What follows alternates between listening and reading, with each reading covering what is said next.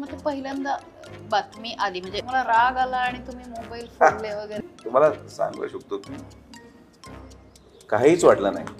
Seriously? काहीच वाटलं नाही. मी रडलो सुद्धा नाही. मला काही इंटरेस्ट नाही त्या गोष्टीसाठी. प्रत्येक विधानसभेच्या मतदानाच्या एक दिवस अगोदर मी पिक्चर पाहतो. मी मतदानाच्या दिवशी माझा फोन बंद करतो. Things to do in life other than politics. Politics is the last resort for me. Last resort. मी फार वेगळ्या कॉन्सेप्टने राजकारण करतो. मला त्रास झाला तर मी त्रास दिला पाहिजे. मी मनाचा मोठेपणा ठेवणं, दिलदार व्यक्तिमत्व ह्या सगळ्या शब्दांना मानत नाही. जाऊन त्याच मैदानात जाऊन त्या व्यक्तीविरुद्ध उभं राहायचं, रान पेटवायचं, अख्ख्या महाराष्ट्राची हेडलाईन होती दुसऱ्या दिवशी. काय बोलणार आपण त्याच्यामध्ये? मी जर हे केलं नसतं, हा विचार करतो कार्यकर्ता, याच्या मागे काय उभं राहून करता, याला तर संपून टाकलं. राजकारणामध्ये सोडून देणारा माणूस हा मूर्ख असतो. तुम्ही जर गोष्टी पर्सनल करताय त्याचं उत्तर पण पर्सनलच होतं. ज्यांनी मला पाडलं त्यांना परत पाडून इथं बसलो तुमच्या पुढे. हिंदुत्व आणि अशा पद्धतीचे भाजपचे ज्या काही संकल्पना आहेत त्याच्यामध्ये स्वतःला फिट करताना काय कसं करतात? आपल्याला जेवढं घ्यायचं तेवढंच घ्यायचं. सगळ्याच गोष्टी घेतल्या पाहिजे असं काही नाही. आपल्या पक्षामध्ये नितेश राणे साहेब पण आहेत, आपल्या पक्षामध्ये सुजय विखे पण आहे. जाती धर्मावर मतं मागण्या इथपर्यंत मी लाचार नाही. दुर्दैवाने मला असं कुठेतरी जाणवतं काही प्रमाणात या नावाखाली आज बऱ्यापैकी गुन्हेगारी प्रवृत्तीचे लोक देखील या हिंदुत्ववादी झेंड्याखाली आश्रय घेऊ पाहतात. असं काही ठरवलं होतं का म्हणजे राजकारणात? अजिबात नाही. मला आजही इच्छा नाहीये. मी तुम्हाला आज अनेक वेळेस सांगतो. काय सांगता? तेव्हा नाही. मला असं वाटतं की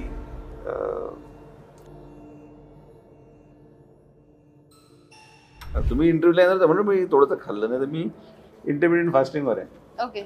माझं फर्स्ट मील 12:31. ब्रेकफास्ट करत नाही.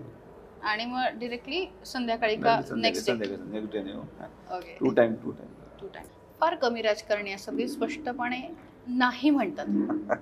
फार कमी असतात. म्हणजे लोकांना बरं वाटावं, प्रत्यक्ष काम नाही झालं तरी तोंडावरती हो म्हणणाऱ्यांची संख्या फार मोठी आणि अशा वेळी स्पष्टपणे नाही म्हणतात. हे कसं आलं? हे 10 वर्षापासून करतो. म्हणजे माझा स्वभाव हा लोकांनी स्वीकारला. जी गोष्ट होऊ शकत नाही ती होऊ शकत नाही. आश्वासक राजकारणी हे आजच्या काळामध्ये पराभूतच होणार. याची सुरुवात झाली. मी काय कोणाचं नाव घेत नाही. नाही, आपण नंतर. पण आश्वासक राजकारणी हे याच्या पुढे आयुष्यामध्ये कुणीही टिकू शकणार नाही. प्रत्येक अर्ज बघता असं सेम माझं काम करायची स्टाईल हीच आहे. मी जे यश मला जे मिळतं, जसं तुम्ही म्हटले की कोणाला नाही म्हणताना पाहिलं नाही. मी एक लोकसभेचा अपवाद जर सोडला, मी आयुष्यामध्ये अपयश कधी पाहिलं नाही. लोकसभेचं अपयश माझं अपयश मी अजिबात मानत नाही. परिस्थिती तशी होती. तो दोष परिस्थितीचा आहे, ना मतदारांचा आहे ना माझा आहे. राजकीय परिस्थिती बदलते, परत बदलली आणि परत आपण उभारी घेतली या राजकीय व्यासपटलावर. पण मग ते पहिल्यांदा बातमी आली म्हणजे काहीच वाटलं नाही. सिरियसली? काहीच वाटलं नाही. एवढा योगी गुण म्हणजे कुठनं आणलात? काय ध्यानधारणा करता? नाही, काहीच काय करता काय म्हणजे? नाही, आता लोकांना आश्चर्य वाटलं, कोणाने दुःखी झाला, असं झालं. आता लोकांपुढे कसं हसू की मी पडलोय. लोक रडत होते काय म्हणजे? लोकांना वेदना झाल्या कारण की कार्यकर्ता पळतो. नेता पडला, कार्यकर्त्यांना त्याचं दुःख होणं स्वाभाविक आहे. त्यांच्या दुःखामध्ये मी अजिबातच निरागस पद्धतीने बसत राहिलो तर ते चुकीचं होतं. ते मोबाईल फोडल्याचं काय होतं? म्हणजे बातमी होती काय होतं की तुम्हाला राग आला आणि तुम्ही मोबाईल फोडले वगैरे? मला आश्चर्य वाटलं. मी तर पॉडकास्ट कोणातरी पाहिला, न मोबाईल फोडले. अरे मी एकच मोबाईल उचलत नाही, कोणाचा न मोबाईल कशाला ठेवणार आहे? कामच यांचे. मी तुम्हाला आवडत ना, तुम्हाला हसू आलं त्या गोष्टीचं की न मोबाईल फोडले किंवा मी फार चिडलो. मला तुम्हाला सांगतो, मला काहीच फिलिंग नव्हतं. मी अक्षरशः एक थेंब सुद्धा डोळ्यातून माझा पडला नाही. मी माझ्या मुली शपथ घेऊन सांगू शकतो, एक थेंब सुद्धा. मी रडलो सुद्धा नाही. मला काही इंटरेस्ट नाही त्या गोष्टीसाठी. हे त्या हवेत गेली आणि म्हणून विधानसभेला हा दिवस पाहावा लागला. मी तर आपलं चालू होतं, जो चल रहा चल रहा. आजही सत्ता आली, वर्ष झालंय, वर्ष पण नाही झालं सरकार येऊन. वडील मंत्री आहेत, पालकमंत्री आहेत, तरी मी काम करतो, लोकांना भेटतो. मी ह्या विचाराचा माणूस आहे की मला 4 वर्ष काम करायची सवय आणि शेवटच्या वर्षी मी माझं हे लोकसभा जर सोडली त्याच्या अगोदरच्या माझ्या वडिलांच्या प्रत्येक विधानसभेच्या मतदानाच्या एक दिवस अगोदर मी पिक्चर पाहतो. मी मतदानाच्या दिवशी माझा फोन बंद करतो. मी कधीही बूथवर जात नाही, काही नाही. मी फार वेगळ्या कॉन्सेप्टने राजकारण करतो. 4 वर्ष हे तुमचे असतात, शेवटचं वर्ष विरोधकाचं असतं. 4 वर्ष कामाची एवढं करा की विरोधक जन्मालाच येत नाही ते 5व्या वर्ष. कोणीही विरोधक 4 वर्ष पळू शकत नाही, पळतच नाही. सर्व्हेज कंटिन्युअस चालू असतात. तुम्ही कदाचित एखाद्या विरोधकाला ऑफ कॅमेरा विचारलं आजही, तर त्यांना अपेक्षित होतं की मी एक कमीत कमी 2.25 लाख मतांनी पराभूत होईल. अशा पद्धतीचं ते वातावरण होतं. आमचे काही जुने मित्र आहेत पलीकडं, जे त्यांच्याबरोबर इतर ठिकाणी काम करत होते त्या कालावधीमध्ये, आणि त्यांचं डिस्कशनचा पॉईंट हाच होता की 1.5 लाख मिनिमम आमचं सीट येणार, म्हणजे कोणाचं, राष्ट्रवादी काँग्रेसचं. आपण ते 25,000 आणू शकतो, ते आपलं यश आहे. पोलरायझेशन इतक्या मोठ्या प्रमाणात होईल अशी कधी अपेक्षित विषय नव्हता. त्या मल्टिपल फॅक्टर्स टू इट. आणि मग एक एक गोष्ट घडत गेली आणि दुर्दैवाने ती गोष्ट घडली. पण परत सांगतो, खासदार झाल्यावर मला खासदार झाल्यासारखंही वाटलं नाही, आणि गेल्यानंतर मी गेलो किंवा माझी खासदार असंही वाटलं नाही. त्यामुळे मला त्या पदात जाण्याचं अजिबात दुःख नाही. ठीक आहे, ज्या लोकांनी त्याचं कारण ठरले राजकारणामध्ये, ते करणं योग्य असतं. शेवटी मला त्रास झाला तर मी त्रास दिला पाहिजे या मताचं मी आहे. मी मनाचं मोठेपणा ठेवणं, दिलदार व्यक्तिमत्व, ह्या सगळ्या शब्दांना मानत नाही. जो माझ्याबरोबर चांगला मी त्याच्याबरोबर चांगला, जो माझ्याबरोबर वाईट मी त्याच्याबरोबर वाईट. जाऊन त्याच मैदानात जाऊन त्या व्यक्तीविरुद्ध उभं राहायचं, रान पेटवायचं, सगळं जे काही झालंय, अख्ख्या महाराष्ट्राची हेडलाईन होती दुसऱ्या दिवशी. काय बोलणार होता आपण त्याच्यामध्ये? मी तुम्हाला सांगतो, मी इट्स प्रिटी सरप्रायझिंग. मला हे अपेक्षित नव्हतं की सुरुवातीला, नंतर मला कळालं होतं. त्यांना नव्हतं जाणवत, पण मला जाणवत होतं की हे मी करू शकतो. मूळ स्वभावात बदल करत पहिली वेळ होती की मी काही पत्ते राखून ठेवले. तसं मी फार स्पष्ट बोलणारा माणूस आहे, पण मी लोकसभेच्या विधानसभेच्या प्रवासामध्ये अनेक गोष्टी स्ट्रॅटेजीने केल्या. पारनेर विधानसभा असो किंवा संगमनेर विधानसभा असो किंवा राहुरी किंवा इतर गोष्टी, पण खास करून या 2 विधानसभा विशेषतः फार स्ट्रॅटेजिकली आम्ही गेलो. प्रत्येक गोष्ट स्ट्रॅटेजिकली केली गेली. ही अचानक लागलेली लॉटरी नाही. उमेदवाराच्या निवडीपासून, म्हणजे अमोल खताळ हे काही ॲक्सिडेंटली झालेला आमदार नाही. माझ्या वडिलांचं नाव वेगळं होतं चर्चेमध्ये, माझं नाव वेगळं होतं. मी आपलं नाव डिफेंड केलं माननीय एकनाथ शिंदे साहेबांसमोर, आणि मग तो आमदार झाला. त्याच्यामागं अनेक वेगळे वेगळे पैलू आहेत, जे कदाचित संयुक्तिकपणे ॲक्ट करतात आणि मग तो रिझल्ट आपल्याला टर्नओव्हर मिळतो. तर त्यामुळं माझं आज मी शांत आहे, कारण की माझा सगळं विषय आता क्लिअर झाला. म्हणजे I have started from zero.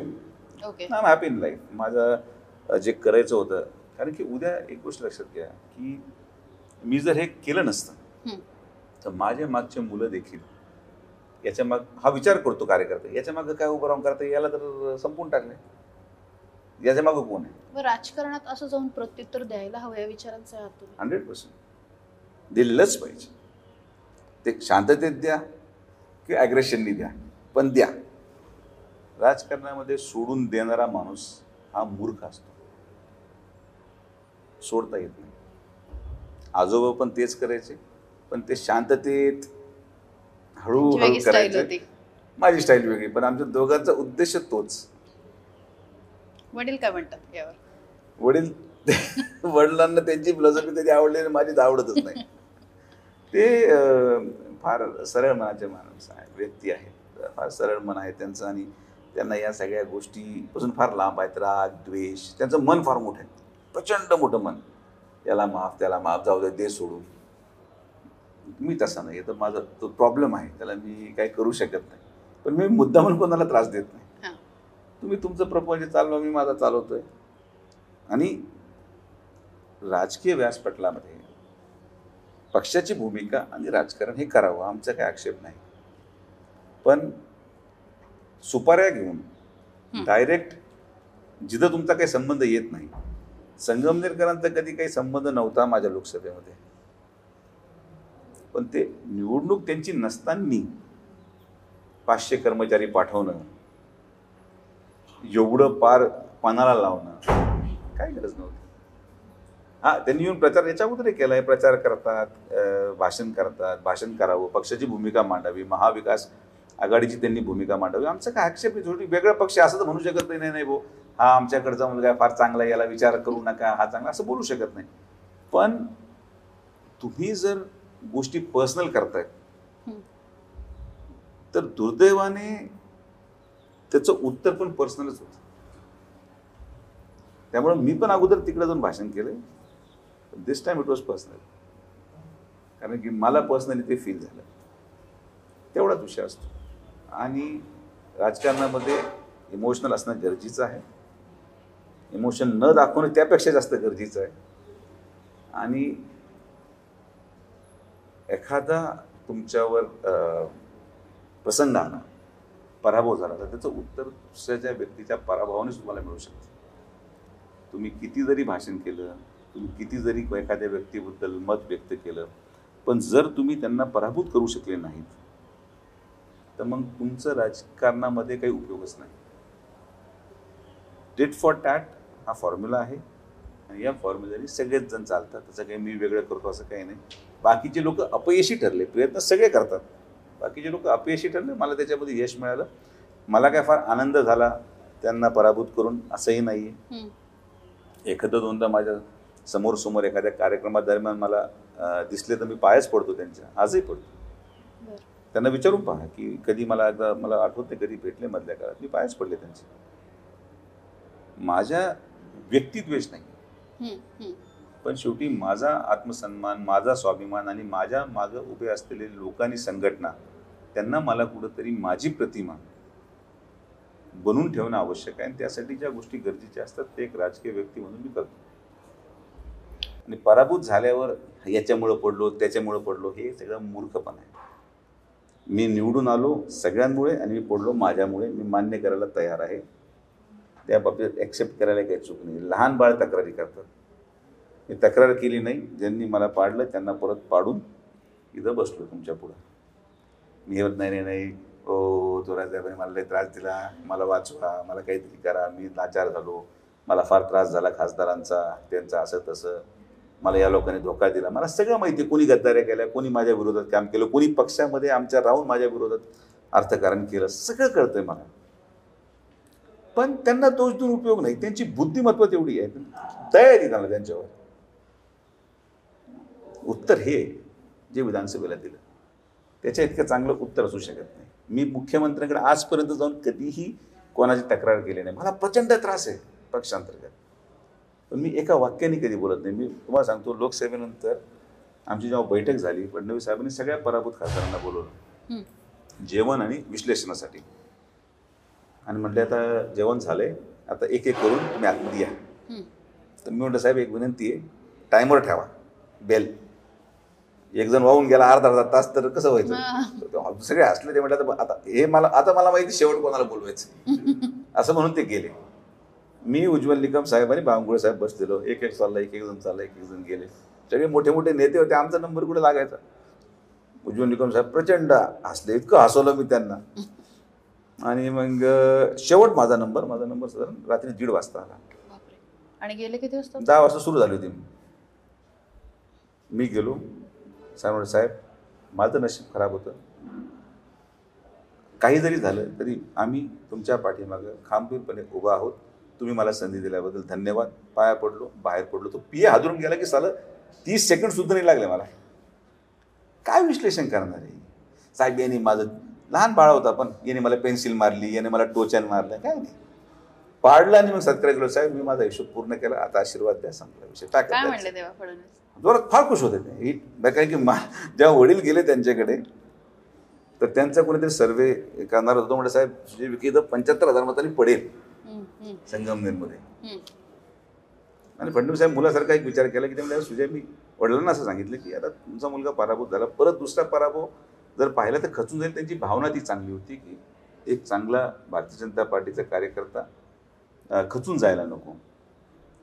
पण असं म्हणतो की परिस्थिती वेगळी होती, ती मला माहीत होती.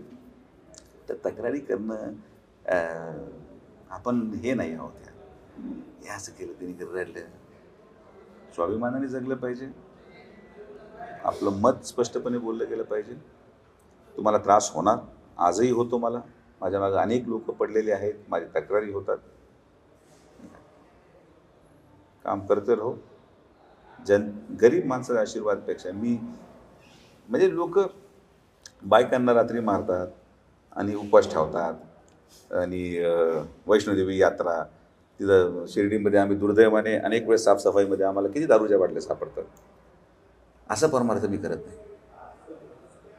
त्यामुळं मी फार जास्त याच्यामध्ये भानगडीत पडत नाही. मी गरिबांचं काम करतो. गरिबांच्या आशीर्वाद कमालीची ताकद. मी एकमेव पुढारी असेल राजकीय जीवनामध्ये ज्याला परमेश्वराने 3 महिन्यानंतर संधी दिली परत आपल्या पायावर उभं राहायची.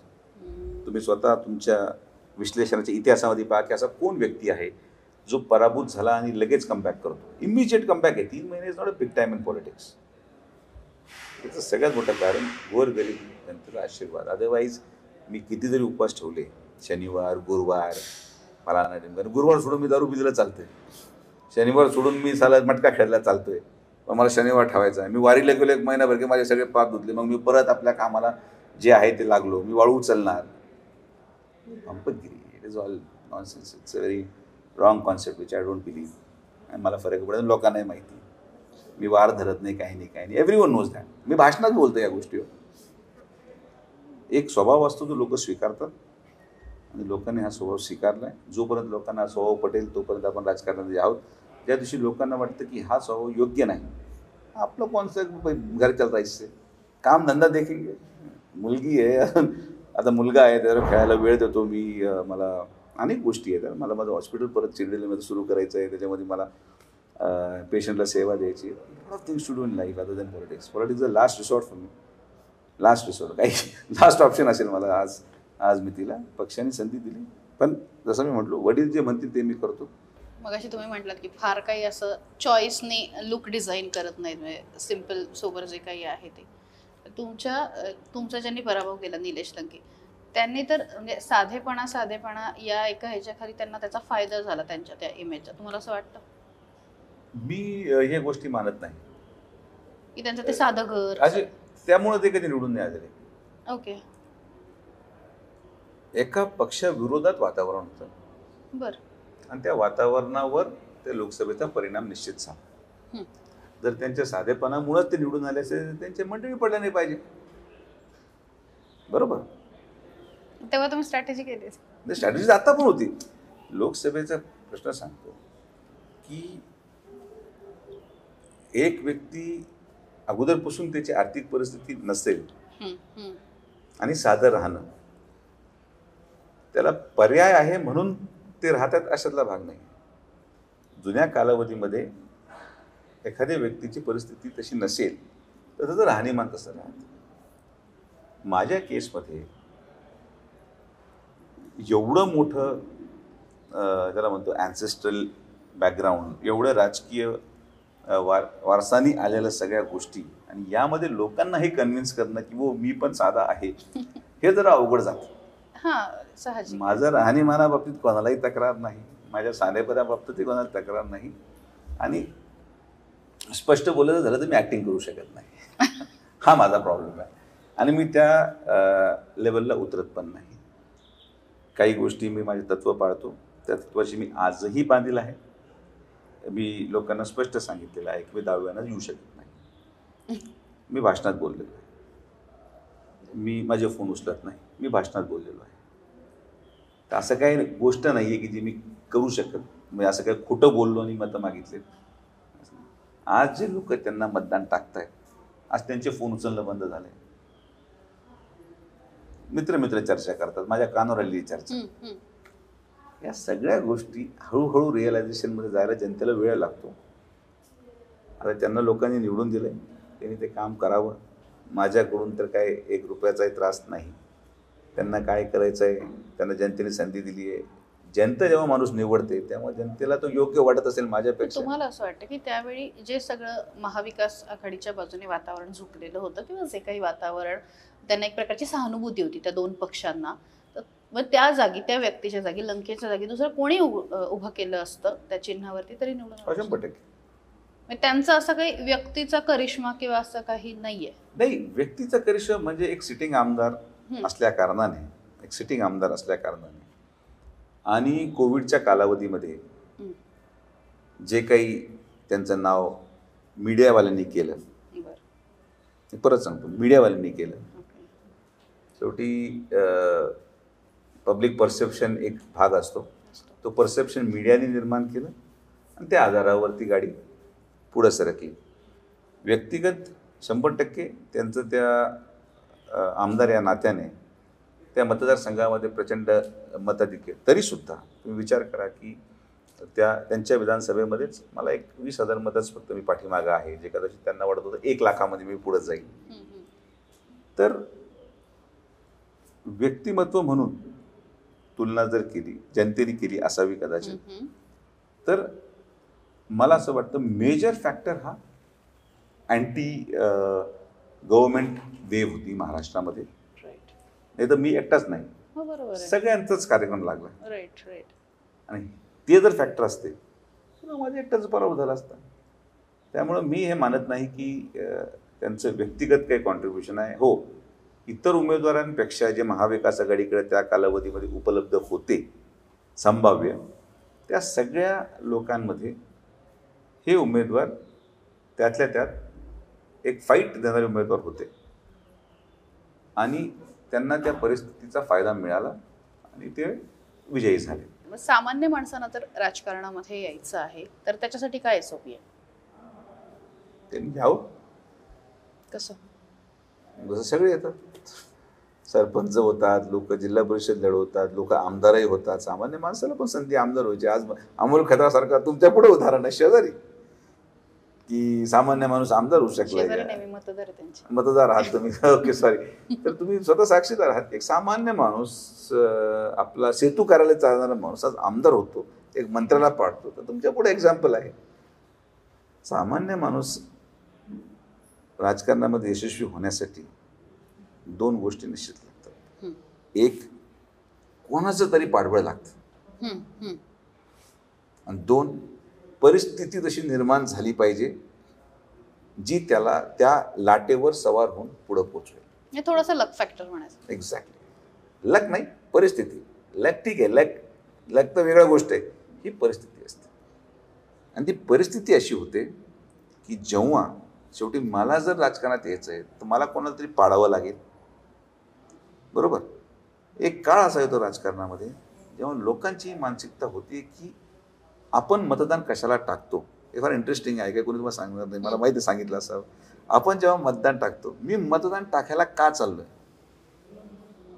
जेव्हा ही थॉट प्रोसेस येते की मी मतदान टाकतोय, मला माहित नाही कोण निवडून येते, पण मला याला पाडायचंय, अशी येते एक फेज. अशीच फेज असते. प्रस्थापित जेव्हा पडतो तेव्हा बहुतांश लोकांची ही मानसिकता होऊन जाते की एखाद्या व्यक्तीला निवडून आणण्यापेक्षा आम्ही याला पाडणं आम्हाला गरजेचं वाटतं. नकारात्मकतेचं मतदान आणि पाठबळ हे एका सामान्य माणसाला आमदार करण्यामध्ये यशस्वी होतं. आणि तसंच प्रस्थापिताला तरच प्रस्थापित पडू शकतो, अन्यथा प्रस्थापित पडत नाही. त्यांच्याबद्दल, प्रस्थापितांबद्दल जेव्हा लोकांची मानसिकता होती की आता याला असून आमचा काय फायदा नाही, तर संगमनेर तालुक्याच्या जनतेला हे वाटत असेल की आज जर माझं, आणि मी हेच भाषण केलं जेव्हा सगळे कार्यकर्ते आले, जेव्हा अमोलला तिकीट डिक्लेअर झालं, सगळे लोक मला एकत्रित आले, किंवा जेव्हा विजू आवटीचा माघार झाला पारनेर तालुक्यात, तेव्हा सगळे लोक एकत्रित आले.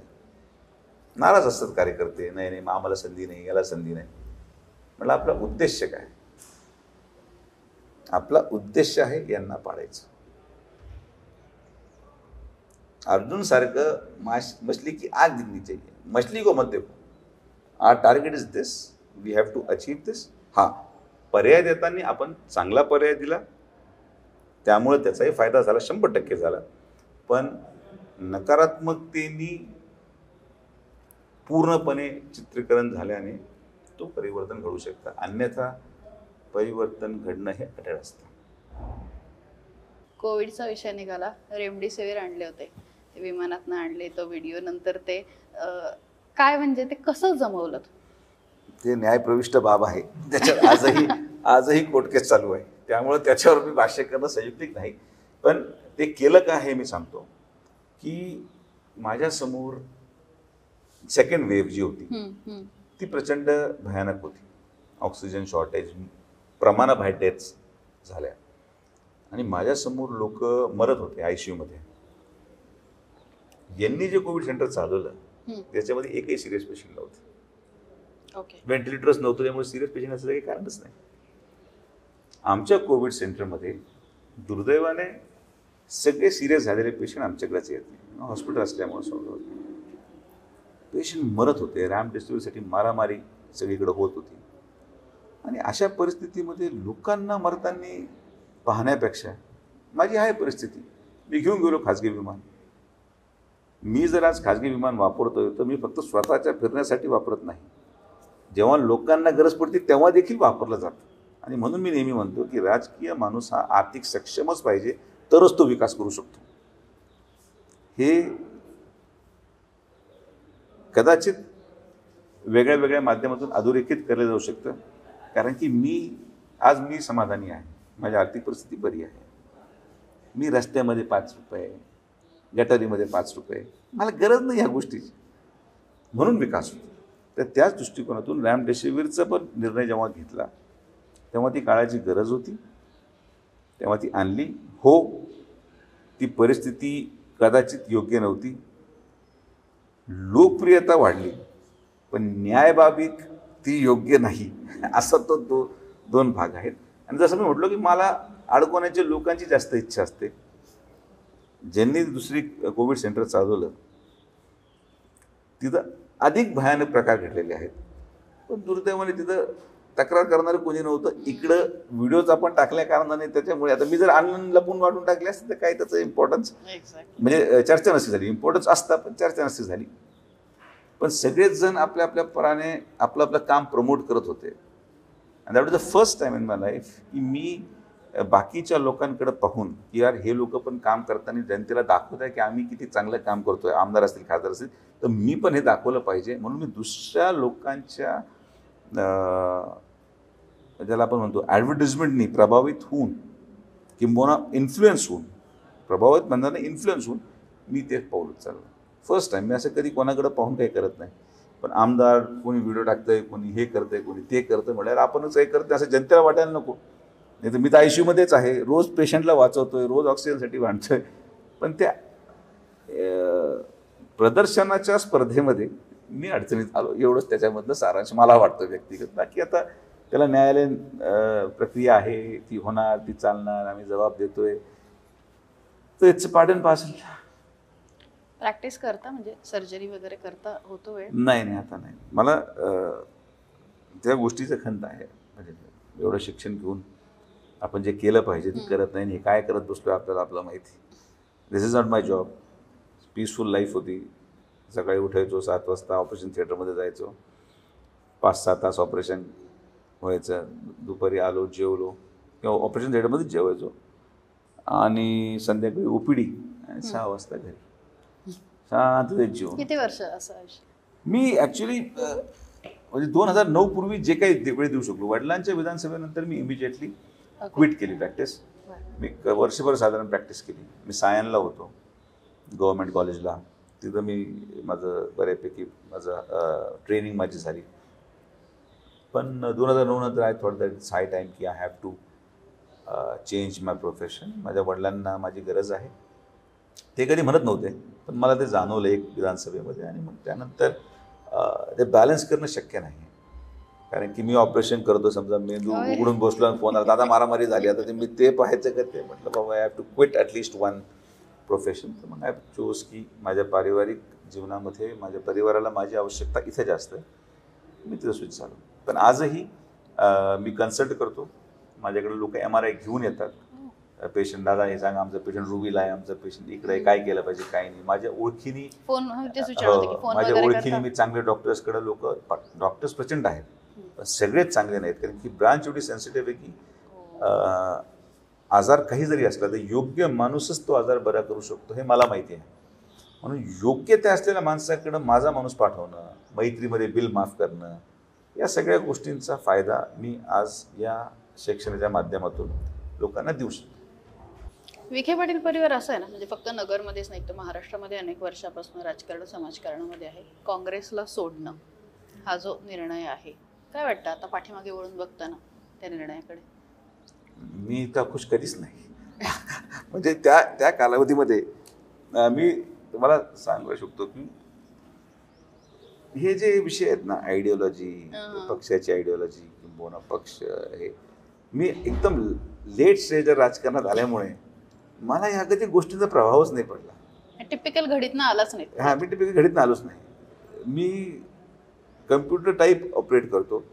मला वडिलांनी सांगितलं हे करायचं आहे करा, त्यामुळे भाजपमध्ये जायचं चला. मला असं काही वाटलं किंवा काय फार दुःख झालं किंवा फार वेदना झाल्या, कारण की आमचा संघर्ष हा कुठं जरी आम्ही गेलो तरी आम्हाला कायमच आहे. आम्ही काँग्रेसमध्ये असतानाही जिल्ह्याअंतर्गत आमचा संघर्ष कायम राहिला. आम्ही भारतीय जनता पार्टीमध्ये आल्यानंतर देखील जिल्हा अंतर्गत छुपा संघर्ष मी म्हणेन तो कायमच आहे. हा विषय पक्षापेक्षा व्यक्तिविरोधाचा आहे. विखे पाटील ह्या परिवाराला विरोध असणं स्वाभाविक आहे, कारण की विखे पाटील परिवार हा सातत्याने प्रस्थापितांच्या विरोधात उभा राहिलेला परिवार आहे. आम्ही कधीही या जिल्ह्यामध्ये आमचं नातं-गोतं वाढवलं नाही आणि त्यामुळे या परिवाराची प्रतिमा प्रस्थापितांविरोधातला परिवार, सर्वसामान्य माणसांना ताकद देणारा हा परिवार, आणि मग त्या भूमिकेमुळे आम्ही कुठं जरी पक्षात जात असो आम्हाला आमचा संघर्ष जिल्ह्यात कायम आहे, आजही आहे. पण गांधींच्या खूप क्लोज होते, म्हणजे विखे विषय निर्णय क्षमतेचा आहे. त्या काळात राहुल गांधींना प्रत्येक सोपा निर्णय घ्यायचा होता की बाबा काँग्रेसचं तिकीट देऊन टाका. पण दुर्दैवाने त्यांना त्या गोष्टीचं ज्याला आपण म्हणतो की गरज वाटत नसावी की आपण एखादा मुलगा तिथपर्यंत गेला. वडील गेले होते आणि सगळ्या मिटिंग त्या महाविकास आघाडी नव्हतं नाव तेव्हा, काय होतं मला आठवत नाही नाव. माझे वडील विरोधी पक्षनेते असताना सगळ्या बैठका जागा वाटपाच्या राष्ट्रवादी आणि काँग्रेस माझ्या घरी होत त्या. जेवण, मासे, म्हटलं जेवण आपलं आपल्या तिकिटाचं व्हाय ना काय, बरं सगळे पत्रकार घराबाहेर असायचे. त्यामुळे दादा तुमचं काय? अरे म्हटलं माझं सोडून सगळी चर्चा होत आहेत. 3 मिटिंगा झाल्या. अरे म्हटलं बाबा हे चाललं काय, घर आपलं, सगळ्या मिटिंग आपल्याकडं आणि आपल्याच तिकिटामध्ये चर्चा नाही. मग वडील गेले राहुलजींना भेटायला आणि राहुलजी म्हटलं एक काम करा, तुम्ही घड्याळाचं तिकीट घ्या.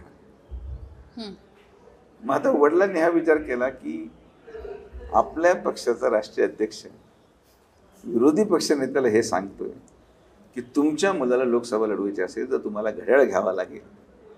तर तिथून आले आणि मला म्हणले आता आपला प्रवास दुसऱ्या दिशेने आपल्याला करावा लागेल, कारण की इथं तुला न्याय मिळू शकत नाही. आणि मी त्यांना हे विचारलं की साहेब आपण जर प्रवेश केला तर दोघांपैकी एकाच भविष्य घडेल. मी तर 101% निवडून येण्याची परिस्थिती माझी आहे, हा सर्वेही सांगतो. मात्र पक्ष बदलल्यानंतर भारतीय जनता पार्टीमध्ये तुम्हाला न्याय मिळेल न मिळेल मला माहिती नाही. आज आपण त्या पक्षातच नव्हतो, तर त्या पक्षात तुम्हाला न्याय मिळेल, त्यांची विचारधारा वेगळी आणि नेते वेगळे, टोटल कॉन्ट्रास्ट आहे. एनसीपी काँग्रेस आणि काँग्रेस एनसीपी सारखे, पण भारतीय जनता पार्टी टोटल वेगळी आयडिओलॉजीचं पक्ष. तर म्हणजे कोणाचं तरी नुकसान होणार, तुमचं किंवा माझं. ते म्हटलं माझं राजकारण मी जगलोय, मला आता अपेक्षा काही नाही, तुझं भविष्य तू निर्णय घे, हा निर्णयच योग्य आहे. आणि आदरणीय प्रधानमंत्र्यांच्या नेतृत्वाखाली मग आपण माननीय मुख्यमंत्री तत्कालीन फडणवीस साहेबांनी फार मान सन्मान दिला, वडिलांना दिला, मला दिला आणि मग तेव्हा तो निर्णय घेतला. सुरुवातीची 2.5 वर्ष खासदार झाल्यानंतर महाविकास आघाडी आल्यावर मला प्रत्येक माणूस हा म्हटलं की किती मोठी चूक केली आयुष्यात तू, वडिलांचं करिअर संपवलं, फलाना झालं, टिमकाना झालं. मला फार ऐकावं लागलं लोकांचं. पण शिंदेसाहेब गुवाहाटीला गेल्यामुळे आम्ही परत जो कमबॅक केला, लोक म्हणतात सुजय विखे सारखा मुलगा नाही. तर सांगायचं तात्पर्य काय की लोकांचं परसेप्शन लोक काय बोलतात यांचं मत क्षणिक आहे. जे लोक मला जो देश होते तेच 2.5 वर्षानंतर मी किती चांगला निर्णय घेतला त्या काळात, तर फार आपण याच्यावर विचार न करता आज जो आपल्याला मान सन्मान देईल, आदरणीय फडणवीस साहेबांनी प्रचंड कामं आमचे केले, मान सन्मान दिला. आयडिओलॉजिकली पक्षाच्या त्यावेळेस, आता ठीक आहे आता आपण आयडिओलॉजीमध्ये रुळलेलो आहोत, पण त्यावेळेस पक्षाच्या आयडिओलॉजीपेक्षा फडणवीस साहेबांची आयडिओलॉजी, त्यांची काम करायची पद्धत, त्यांनी दाखवलेला विश्वास, या सगळ्या गोष्टी आम्हाला प्रवृत्त करण्यामध्ये यशस्वी ठरला पक्षांतर करत. आणि आज पक्षामध्ये आल्यानंतर 2.5 वर्षामध्ये राज्यामध्ये महसूल मंत्रीपद माननीय मुख्यमंत्री महोदयांनी म्हणजे फडणवीस साहेबांनी आम्हाला संधी दिली. आजही परत आम्हाला मंत्री केलेलं आहे. साहेबांचं प्रत्येक शब्द माननीय फडणवीस साहेब ऐकतात, किंबहुना कामं होतात. आपल्याला काय पाहिजे बरं, कामं आमचे व्यक्तिगत नाही किंवा माझं काय, माझ्या मुलाला नोकरी द्या किंवा काय, मतदारसंघाच्या विकासासाठी काही असे निर्णय असतात जे मुख्यमंत्र्यांच्याच कार्यक्षेत्रात आहेत आणि ज्या गतीने ते निर्णय घेतात. त्यामुळं आम्ही फार समाधानी आहोत. काँग्रेसमध्ये काम करत असताना दुर्दैवाने असे काही लोक वरतून लादले गेले की मंत्री असूनही काही उपयोग नव्हता. 1000 वेळेस मुख्यमंत्र्याकडे जाऊन बसणं आणि त्यांना सांगणं की साहेब एक करा, पण मुख्यमंत्री निर्णयच घेऊ शकत नसतील. त्यांच्याही वरती माणसं नाही, तेच निर्णय. आता माननीय पृथ्वीराज चव्हाण साहेब कधीच निर्णय घेत नव्हते. आम्हाला इतका प्रचंड त्रास असायचा राष्ट्रवादी काँग्रेसचा. कॅबिनेट मंत्री असून तक्रार करून जर कोणी ऐकत नसेल, अशोक चव्हाण साहेबांचा काळ चांगला होता, स्वर्गीय विलासराव देशमुख साहेबांचा काळ चांगला होता, पण पृथ्वीराज चव्हाण साहेबांच्या कालावधीमध्ये त्यांना महाराष्ट्राचा राजकीय अनुभव नसल्या कारणाने, व्यक्ती चांगले आहेत, सुशिक्षित आहेत, पण दिल्लीसाठी योग्य होते, महाराष्ट्रासाठी नाही. आणि ते महाराष्ट्रामध्ये आल्यामुळं जे काही थोडंफार काँग्रेस उरलं होतं ते पण बसता गुन्हाळा गेला आणि संपून गेलं. कारण की पृथ्वीराज चव्हाण साहेबांची ती इमेज मुख्यमंत्री म्हणून राष्ट्रवादीला टॅकल करणं आणि काँग्रेस जिवंत ठेवणं, त्याच्यामध्ये ते 100% अपयशी ठरले आणि त्यामुळं खरं डिसइंटिग्रेशन ऑफ काँग्रेस वाढलं. मी परत सांगतो की ॲज अ इंडिव्हिज्युअल फार हुशार व्यक्तिमत्व, फार चांगले व्यक्तिमत्व, पण महाराष्ट्रामध्ये राष्ट्रवादीला टॅकल न केल्यामुळे आमचं देखील खच्चीकरण झालं.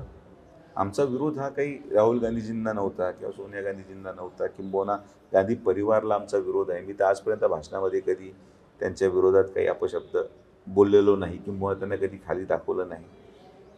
पण जे निर्णय त्यांनी घेतले महाराष्ट्रासाठी, ते निर्णय नेतृत्वाचे चुकल्यामुळे त्याचा परिणाम आम्हाला भोगावा लागला. आणि म्हणून आज पाठीमागं पाहत असताना कुठलंही दुःख आम्हाला होत नाही. आमदार ते थोडे भाजपच्या बाजूने झुकलेले वाटले. सत्यजित तांबे, आम्हीच इंटरव्ह्यू घेतला होता आणि थोडेसे इंटरेस्टिंग वाटले की भाजपकडे, भाजपच्या काय म्हणतात येऊ शकतात. काय वाटतं? मी परत सांगतो, सत्यजित तांबे हे भाजपकडे झुकलेले नाही, ते माननीय फडणवीस साहेबांकडे झुकलेले आहेत. बरं.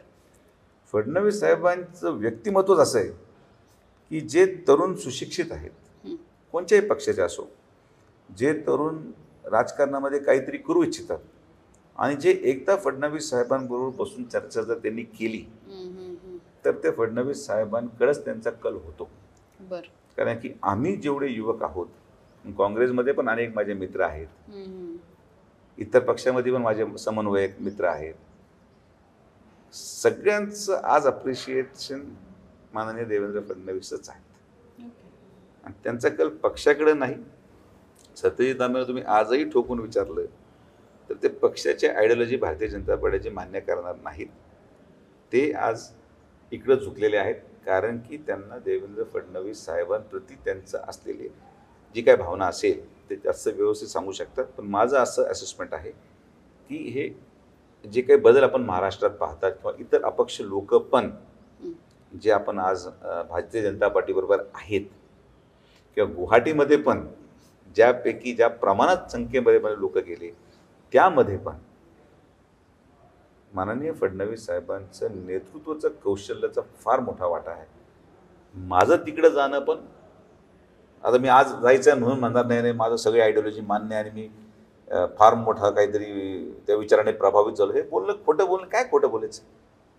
आज आपण आल्यानंतर त्या आयडिओलॉजीला आपण आज रुजू होतोय हळूहळू त्याच्यावर. तरी सुद्धा मी भाषणांमध्ये प्रखर बोललो की जाती धर्मावर मतं मागण्या इथपर्यंत मी नाचार नाही. माझं मत माझ्या विकासाला द्या, जाती धर्माला नाही. ठीक आहे, त्याचा परिणाम होतो, कधी कधी पक्षांतर्गत सुद्धा टीका टिप्पणी होते माझ्यावर, पण डॉक्टर आहे यार मी. माझ्याकडे आलेला पेशंट मी कसं सांगावं की हा कोण आहे, जाती धर्म तर मी विचारलं. ती जी मूळ सवयच नाही कधी लहानपणापासून किंवा आपल्या व्यवसायामध्ये, ती आज अचानक कशी आणून. तर कुणीही व्यक्ती जो आज भारतीय जनता पार्टीमध्ये येऊ इच्छितो, जो दुसऱ्या पक्षाचा आहे, त्याला अजून भारतीय जनता पार्टीची आयडिओलॉजी समजणं किंवा त्याची कार्यपद्धती समजायला वेळ लागत असेल, पण त्याचा कल जो असेल पक्षाकडे, त्याचं कारण फक्त सीएम साहेब आहे, दुसरं कोणीच नाही. हिंदुत्ववादी आहात का? पण मी हिंदू असण्याचा अभिमान आहे. हिंदुत्ववादीचे वेगळे वेगळे डेफिनेशन आहेत. बरं, तुमची काय? माझी डेफिनेशन हीच आहे की जियो और जीने दो. एखाद्या विचाराला पाठबळ देणं आणि आपल्या धर्माचं संरक्षण करणं हे आपण करू शकतो आणि ते केले गेलंही पाहिजे. त्याचा अर्थ दुसऱ्या कुठल्याही व्यक्तीला संपून टाकणे असं असू शकत नाही. माझा धर्म त्याला सुरक्षित ठेवणं आणि त्या धर्माचा प्रचार करणं ही माझी हिंदुइझमची आयडिओलॉजी आहे. पण मला माझा धर्म वाचवण्यासाठी दुसऱ्या व्यक्तीला मारून आणि संपून टाकल्यावरच माझा धर्म सुरक्षित राहील हे या हिंदुइझममध्ये मी बिलीव्ह करत नाही. मी काही गोष्टी आल्यानंतर भारतीय जनता पार्टीमध्ये काही विचारांनी प्रेरित झालो. त्यांची विचारधारा, त्यांचे काही विचार त्यांनी माझ्या पुढे ठेवले. आम्ही अनेक वैचारिक बैठकींमध्ये बसतो. तर धर्मसुरक्षा ठेवणं, धर्मामध्ये एकाग्रता ठेवणं हे गरजेचं आहे. पण दुर्दैवाने मला असं कुठंतरी जाणवतं की काही प्रमाणात या नावाखाली आज बऱ्यापैकी गुन्हेगारी प्रवृत्तीचे लोक देखील या हिंदुत्ववादी झेंड्याखाली आश्रय घेऊ पाहतात. ओके. शेवटी लक्षात घ्या, मी दारू आणि नशा करणारा जर व्यक्ती असेल, रस्त्यावर चालणारी एखादी आमची भगिनी असेल आणि उद्या तिचा बलात्कार जर होणार असेल, तर करणारा हा विचारणार की बाबा तू हिंदू आहे का, मुसलमान आहे का, तू ख्रिश्चन आहे का, काय. जर आपण समाजामध्ये माणसाची ओळख धर्मावर करायला लागलो आणि त्याचे सगळे दुर्गुण विसरत चाललो, तर ज्या गोष्टीसाठी हे अमेरिकेचं एक उदाहरण सगळ्यात ज्वलंत आहे. अमेरिकेने ओसामा बिन लादेन तयार केला USSRच्या विरोधात आणि शेवटी त्याच ओसामा बिन लादेनने 2 विमानं यांच्या वर्ल्ड टॉवरमध्ये घातली. एक्झॅक्टली. तर जेव्हा आपण एखादा दानव तयार करतो, तर तो दानव एका मर्यादेनंतर ओळख संपून परत तुम्हाला चालणार. हे निसर्गाचा नियम आहे. हे काय मी म्हणतोय म्हणून किंवा कोणी म्हणून नाही. म्हणून धर्मवाद बुमरँग होऊ शकतो. धर्मवाद बुमरँग नाही होणार. धर्माच्या नावाखाली आपण चुकीचे कृत्य करणारे लोकांना पाठीशी घालणं हे टाळलं पाहिजे. आणि जर ते कोणी करत असेल तर त्याला देखील समज दिली गेली पाहिजे, या मताचा मी आहे. धर्मवाद हा योग्य पण आहे, अयोग्य पण आहे. त्याचे वेगळे वेगळे केंद्रबिंदू आहेत. पण समाज सुरक्षित ठेवणं राहणं गरजेचं आहे. कारण की कधी ते आपल्यावर देखील येऊ शकेल ही जाणीव प्रत्येक लोकप्रतिनिधींनी ठेवावी. लोकप्रतिनिधी पुरतच म्हणतोय मी की मी माझ्या मतदारसंघामध्ये एखादा व्यक्ती जर म्हणत असेल मी हिंदू आहे आणि तो अवैध दारूचा व्यवसाय चालवत असेल, तर त्याला मी हिंदू म्हणून सोडू शकत नाही. त्याच्यावर कारवाईच होणार. तर धर्माच्या नावामध्ये गुन्हेगार लपता कामा नये, ही जर आपण काळजी घेतली तर हो, हे हिंदुत्व प्रदीर्घ काळ टिकेल. हे हिंदुत्व सर्वोपरी मान्य होईल आणि हे हिंदुत्व समाज देखील सुरक्षित ठेवेल. जेवढीच एक गोष्टीची काळजी आपण घेतली तर. पण मग ह्या कधी व्याख्यांमध्ये आपण गेलेलोच नाही. तुमचं ज्या पद्धतीचं राजकारण आहे तुम्ही सांगताय तसं, आणि मग असं हिंदुत्व आणि अशा पद्धतीचे भाजपचे ज्या काही संकल्पना आहेत त्याच्यामध्ये स्वतःला फिट करताना काय कसं करतात? तुम्ही म्हणालात की शिबिरं असतात, दिवसभराचे असतात, अशा ठिकाणी बसणं, RSSच्या बैठका, भाजपची एक वेगळी स्टाईल आहे. म्हणजे त्यांचा नेता ते बनवून घेतात त्यांच्या पद्धतीने. कसं करतात आपण? जेव्हा कुठेही कोणाला ऐकायला जातो किंवा कुठले, आपल्याला जेवढं घ्यायचं तेवढंच घ्यायचं. सगळ्याच गोष्टी घेतल्या पाहिजे असं काही नाही. आपण लहानपणापासून वर्गात बसतो, वेगळे वेगळे विषय, गणित, जिओग्राफी, हिस्ट्री, हिंदी. मला हिंदी आवडतं तर माझं कल हिंदीकडे आहे. आपण 10वी नंतर विषय बदलतो. 10वीपर्यंत सगळे विषय कंपल्सरी आहे, पण त्याच्यानंतर मी ठरवतो मला सायन्सच घ्यायचं आहे. म्हणजे एक ऑप्शनल सब्जेक्ट असतो, जिओग्राफी घ्यायचा की हिस्ट्री घ्यायचा. तर आपल्याला जे घ्यायचं ते आपण घेतो. कोणी कोणाला बंधन करू शकत नाही की हे तुम्हाला करावंच लागेल. समोरचा व्यक्ती जर आपल्याला सांगतोय की हे केलं पाहिजे आणि आपल्याला जर ते वाटतंय की हे योग्य आहे तर मी करतो. मला वाटतं योग्य नाही तर मी नाही करत. त्याचे परिणाम पण मी भोगलेत आणि मी ते शेवटपर्यंत भोगायला तयार आहे. पण मी माझ्या तत्वांशी कॉम्प्रोमाइज करून राजकारण करू शकत नाही आणि करणारही नाही. तुमचे सोशल मीडियावरती फोटो बघितले की विथ फॅमिली तुम्ही PM मोदींना भेटलात आणि असं एक छान बॉन्डिंग दिसून आलं, म्हणजे बियॉन्ड पॉलिटिक्स. कसं आहेत म्हणजे मोदीजी प्रत्यक्ष? PM साहेबांचा विषय एकदम सोपा आहे. त्यांना फक्त डेव्हलपमेंट कळतं. आम्ही 3दा प्रसंग आला मला भेटायचा, 3 वेळेस मी भेटलोय, एकदा परिवार बरोबर होता. त्यांना सातत्याने हे वाटायचं की नवं आपण काय करू शकतो देशासाठी. इन्फ्लेशनचा मुद्द्यावर अशी चर्चा झाली होती. तर त्याने मला सांगितलं की इन्फ्लेशन आहे हे काय आजचं नाही आहे. इन्फ्लेशन हे भारतासारख्या डेव्हलपिंग नेशनमध्ये सातत्याने अनेक प्रधानमंत्री येऊन गेले नाही. पण आपण इन्फ्लेशन स्टॅग्नेंट ठेवण्यामध्ये यशस्वी राहून आपण इन्फ्रास्ट्रक्चर डेव्हलपमेंट देखील करण्यामध्ये यशस्वी झालो. हे बऱ्याच लोकांना हे लक्षात येणार नाही की अगोदरची गव्हर्नमेंट्स, मोदी साहेबांच्या अगोदरची, इन्फ्लेशन कंट्रोल करण्यामध्येच वेळ जायचा. आज आपण इन्फ्लेशन आहे मी नाकारत नाही, कंट्रोलमध्ये ठेवून आपण रोड्स, वंदे भारत, एअरपोर्ट किती झालेत, मेडिकल कॉलेजेस, रस्ते, म्हणजे अनबिलिव्हेबल इन्फ्रास्ट्रक्चर इन्व्हेस्टमेंट आहे, जिचं रिटर्न आपल्याला मिळायला कदाचित थोडा कालावधी जाईल आणि मग इंडिया थोडा या सगळ्या प्रक्रियेतून बाहेर येईल. पण नुसतं इन्फ्लेशन कंट्रोल करायच्या मागे लागलो ना जर आपण, तर ते तर कंट्रोल होणार नाहीच नाही आणि इकडे डेव्हलपमेंट होणार नाही. तर that was a very big statement जे मला त्यांचं पटलं की या दृष्टिकोनातून हा माणूस विचार करतो आणि त्यांच्यासारखं विजन देशासाठी. जेव्हा वडिलांना गृहनिर्माण मंत्री, आम्ही भाजपमध्ये आलो, गृहनिर्माण मंत्री पद मिळालं होतं 6 महिन्यासाठी, आम्ही गेलो त्यांना भेटायला, आभार मानायला. ते म्हटले यार विखे पाटीलजी हे ओळखत होते आधी, म्हणजे आजोबांचे फार ओळखीचे होते. ओके, तेव्हाच हो, तेव्हाच ऍक्च्युअली संबंध आहे. तेव्हाच म्हणून तर ते पुस्तकाच्या अनावरणासाठी स्वतः कोविडच्या काळ होता म्हणून त्यांनी ऑनलाईन त्यांचं आत्मचरित्र अनावरण केलं. तुम्ही प्राईम मिनिस्टर कधी व्यक्तिगत कार्यक्रम करत नाहीत, पण आपल्या कार्यक्रमामध्ये व्यक्तिगत कार्यक्रम म्हणून त्यांना खासदार साहेबांच्या प्रति प्रत्येक फार एक जिव्हाळा होता, त्यांचे एक संबंधही राहिले त्या काळात.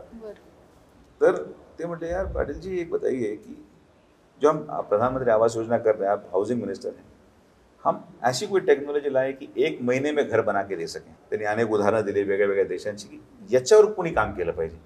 मी प्रधानमंत्री आवास योजना राबवतो, तुम्ही घर करतात, या सगळ्या गोष्टी आहेत, पण त्याला 6 महिने, वर्ष जातं.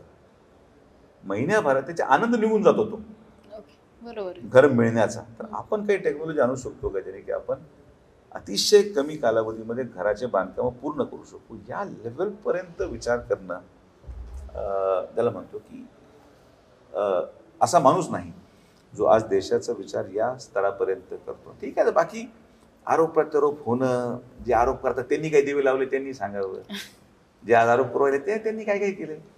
तर प्रत्येक माणूस कोणी परफेक्ट नसतो, थोड्याफार उणिवा प्रत्येकामध्ये असतात, पण ते नेग्लिजिबल आहेत की त्या गोष्टी विचारसुद्धा केल्या जाऊ शकत नाहीत की पॉझिटिव्ह साईड इतके आहेत की निगेटिव्ह साईड दिसूच शकत नाही त्या व्यक्तीची. आणि त्या व्यक्तीचा विचार मी फार जवळून पाहिला असल्यामुळं जे लोक भेटतात त्यांना लवकर कळतं की काय आहे त्यांच्या मनामध्ये. We get a point to know. Amit Shah साहेब आता सहकार मंत्री पण टू द पॉइंट पाहू करू, हे करायचंय, हे झालं पाहिजे, हे होणार. आर्टिकल 370 हटवायचंय, हटव. त्यांनी आम्हाला एक उदाहरण दिलं, ते मी काय फार विस्तृत सांगणार नाही. मीटिंगमध्ये जेव्हा आर्टिकल 370 हटवण्याचा विषय आला तेव्हा असं तसं सगळे आपलं आपलं सांगत होते. ते म्हटलं की मीटिंग यासाठी नाही आहे की आपल्याला करायचं काय आहे, मीटिंग यासाठी आहे की आपल्याला हे करायचंय आणि ते का. अशा लेवलला थॉट प्रोसेस जाऊन एवढे वर्ष कारखानदारीमध्ये सहकारी कारखाना संपत चालला आणि खाजगी कारखाने वाढत चालले. कारखान्यांना कोणी कर्ज देत नव्हतं. आमच्यासारखे सहकारी कारखाने वर्षानुवर्ष कर्जाखाली दबून त्याचा विकास होत नाही, त्याचा डेव्हलपमेंट होत नव्हतं. कोण पैसे देणार, बॅलन्स शीट मायनसमध्ये. अमित शाह साहेब मंत्री झाल्यापासून महाराष्ट्राच्या सहकारी कारखानदारीला 4,600 कोटी रुपयाचं आत्तापर्यंत कर्ज वाटप झालं. माझ्या कारखान्याला 300 कोटी मिळाले. मी आज नूतनीकरण करू शकतो. आम्हाला आश्वासनं नाही मिळाली. ये करके देता हूँ, ये होगा, इसको मार्ग निकाल के करेंगे. End of the story. It doesn't take time. हे बाकीचे थापड पसारा त्यांच्याकडे चालत नाही. त्यांना जे लोक आवडतात ते आवडतात, त्यांना जे लोक नाही आवडत ते नाही आवडत. आणि मी तुम्हाला सांगतो की आदरणीय प्रधानमंत्र्यांचं वक्तृत्व तर मोठं आहेच, म्हणजे फेमस आहे त्यांचं भाषण. पण लोकसभेमध्ये मी आजपर्यंत देशाच्या इतिहासामध्ये अमित शाह साहेब ज्या पद्धतीने बिल मांडतात, भाषण नाही म्हणत सभेचं, बिल मांडतात, अनबिटेबल. मी कुठं जरी असलो, इकडे तिकडे चहा घेत जेवत, मी सगळं सोडून पार्लमेंटमध्ये पळत यायचो.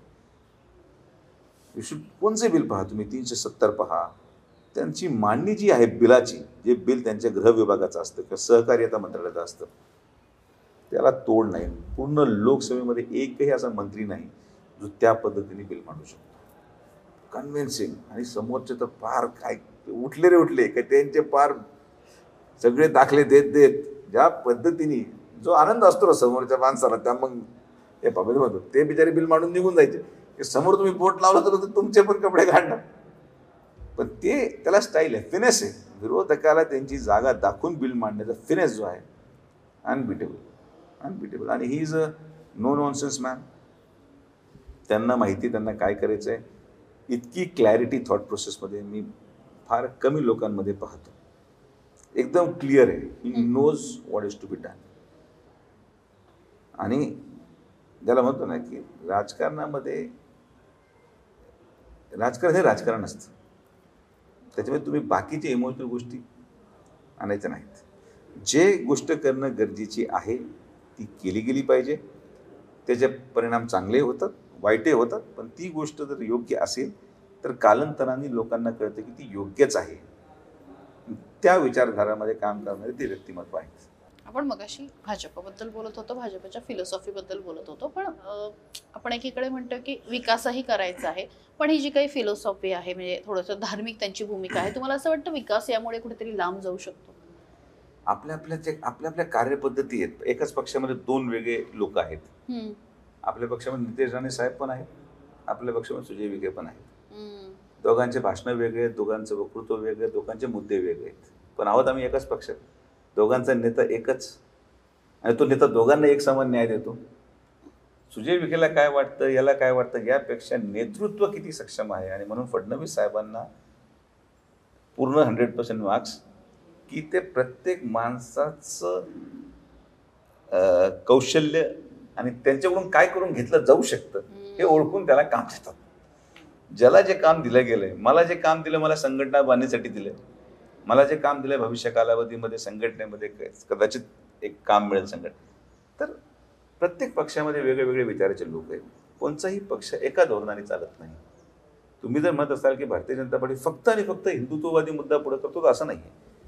त्याच्या हिंदुत्ववादी विचारांना प्रचारित किंवा प्रचार पुढे नेण्यासाठी त्यांच्याकडे विशिष्ट लोक आहेत. त्यांच्या विकासाचा एजेंडा घेऊन जायला त्यांच्याकडे विशिष्ट लोक आहेत. आता मूळ जो हॉस्पिटल चालक असेल त्याला माहिती आहे की पोटाचा आजार असल्यावर गुडघ्याच्या डॉक्टरकडे पाठवत नाही आपण. याला पोटाचा आजार, याला पोटाच्या डॉक्टरकडे पाठवा. याला गुडघ्याचा आजार, याला गुडघ्याकडे पाठवा. याचा मेंदू ठीक नाही झाला, याला मेंदूच्या डॉक्टरकडे पाठवा. हे जमलं पाहिजे. आणि ते फडणवीस साहेबांना जमत असल्यामुळे माझ्याकडे तोच एजेंडा येतो जो माझ्या कार्यपद्धतीला सूट होतो. त्यामुळं मी दुसऱ्या एजेंड्याकडे कधी मला जबाबदारी आली नाही.